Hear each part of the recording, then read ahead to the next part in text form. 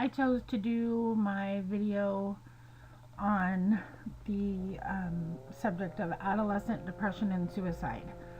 Unfortunately, recently I have been going through a lot with this, as some of us did when we were younger, and some of you that aren't parents will probably when you have a child. The truth is that more than a quarter of all teenagers say they have felt sad or hopeless for more than 2 weeks at a time. 2/3 say that they have felt the same way at some time or another. Over 3% struggle with major depression that lingers for a long period of time, and girls are twice as likely to be affected by boys. I found that interesting, as that's what I'm going through with my daughter now. And one of the reasons that I chose to do this is because the research that I did for this can only help me. But I tend to think that it has a lot to do with girls and puberty and the way their bodies are changing, the low self-esteem. They think they have so much to live up to when they watch movies and see magazines of these beautiful girls with perfect bodies. And I tend to think that that's why girls might be more affected.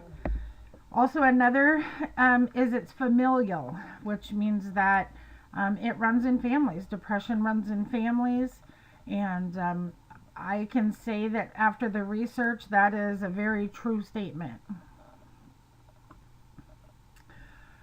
Some of the risk factors or causes, of course, probably number one, bullying or being harassed in school.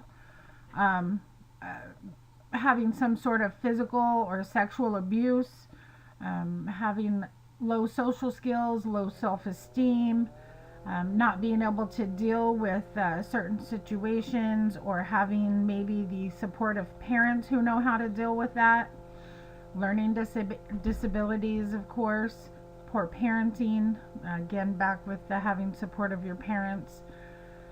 Stressful life events, losing your best friend, losing your parents, maybe even the death of a dog, depending on how close you were, or how sentimental you are, or fragile you are. I guess a lot of things can set you off if you're predisposed to depression.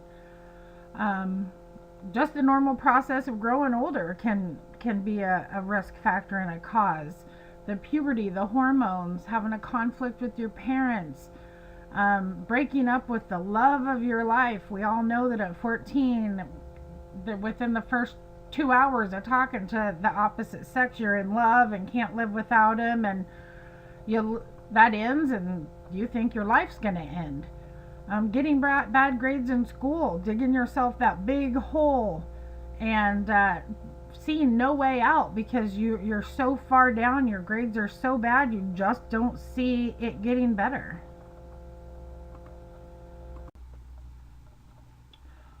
Some of the things that parents, loved ones, grandparents, friends all need to look for is a child not having the ability to concentrate, forgetfulness, sleeping all the time, being in their room all the time, being upset, restless, and irritable, basically not acting like themselves anymore.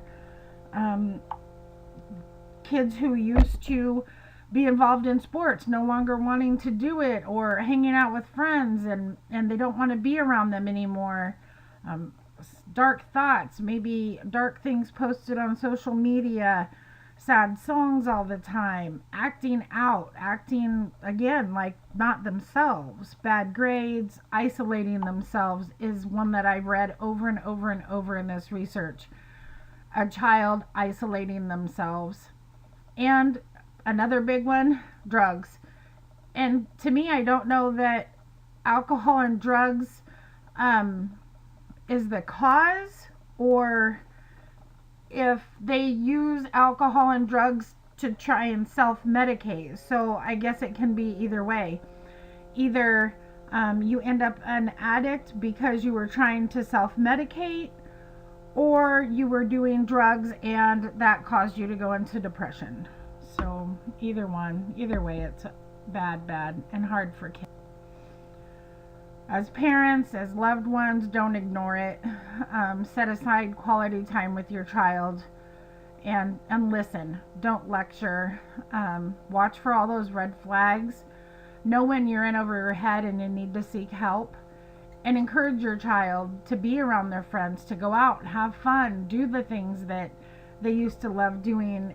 And when it gets to the point where they won't do it, where they're not trying, then you realize it's time to go get that help. Where to seek help? School counselors, I think, is the first place to start. Sometimes just somebody outside the family will be able to help them, give them somebody to vent to and talk about their problems. And then you move on to mental health professionals, and they say that to let your child be a part of their treatment. Let them choose. If they didn't connect with someone, move on to the next. They have to be comfortable in order to talk to someone. You can't force someone to talk. And then, the suicide hotline numbers, we all need to know those and where to find them. Those are just some of my research pages. Thanks for listening.